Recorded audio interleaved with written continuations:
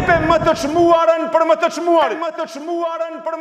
E një herë vjen një vëllezër, një musafir te Ebu Dherri radiallahu anhu, e urdhënon bariun e tij që të shkonte devet e tij e ta merr deven më të mirë. Tha shko dhe ma sjell deven më të mirë.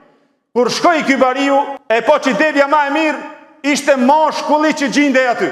Dhe nuk e mori ja solli një deve shumë të dobët. E kur e solli tha më tradhtohu. Unë thash ma sjell deven më të mirë, ti e prunë një, e sjell një e cila nuk është shumë e mirë. Tha po është çështja e pash që nuk keni deve më të mirë se sa mashkulli që gjindej aty, dhe për to keni nevojë në ditët e nevojës. Tha si ta bie ato pastaj, ku është shumimi i tyre? Atëherë përgjigje Abu Dherri radiallahu anhu vëllezër duke thonë kështu, tha inne yawma hajati ilayhi. Dije në mirë, tha se dita e nevojës time që unë du të kem nevojë mas shumë ti, tha le yawmun udau fi hufrati.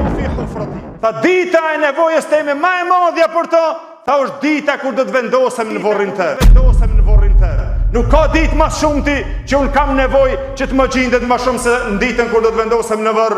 E për ata i shkoi e mori dhe e theri atë më të çmueshmën që ta jep për atë më të çmueshmin të cilën e çmon dhe e vlerëson dhe e dashuron. Ajo është Allahu xhelle xhelaluhu, lutim Allahun xhelle xhelaluhu që Allahu të bën praktikën e ajeteve të tij në zemrat tona dhe në veprat tona.